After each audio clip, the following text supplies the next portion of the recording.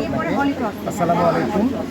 আমি আরাফাত আমান আজিজ, উপজেলা নির্বাহী অফিসার হিসেবে মিরপুর কুষ্টিয়াতে গত 30/3/2026 যোগদান করেছি।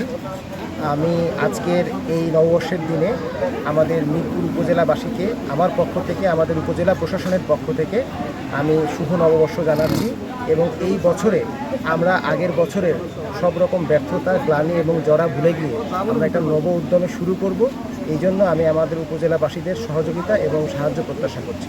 সকলকে ধন্যবাদ। স্যার, একটু বলবো ব্যক্তিগত ব্যাপারে যে আমি ব্যক্তিগতভাবে মনে করি যে পয়লা বৈশাখ নববর্ষ যে উৎসবটা, এটা সবচেয়ে গুরুত্বপূর্ণ বিষয় আমার মনে হয় যেন নাগরদোল্লা, যেটা ছাড়া আমার মনে হয় পরিপূর্ণ হয় না। তো ওই ক্ষেত্রে নাগরদোল্লার অভিজ্ঞতাটা আপনার জীবনে কেমন ছিল?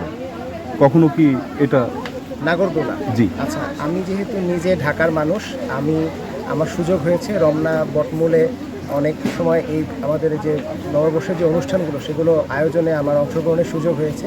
বাসা থেকে কাছেও ছিল, সেক্ষেত্রে নাগরদোলায় ওঠার সুযোগ হয়েছে। আজকের সব আয়োজন আজকে যে এখানে পরিপূর্ণ হলো, ওই ক্ষেত্রে যারা সহযোগিতা করেছে তাদের ক্ষেত্রে কি বলবেন? আমি মঞ্চেও তাদেরকে ধন্যবাদ এবং কৃতজ্ঞতা পাশে আবদ্ধ করতে চেয়েছি। আসলে আমরা যারা বিভিন্ন ধরনের অনুষ্ঠানগুলোর সাথে থাকি, উপজেলা প্রশাসন, উপজেলা পরিষদ যে অনুষ্ঠানগুলো আয়োজন করে, এটা কারো ব্যক্তিগত অনুষ্ঠান নয়। এই অনুষ্ঠানগুলো সবাইকে একসাথে নিয়ে চলার প্ল্যাটফর্মে এই অনুষ্ঠানগুলো হয়।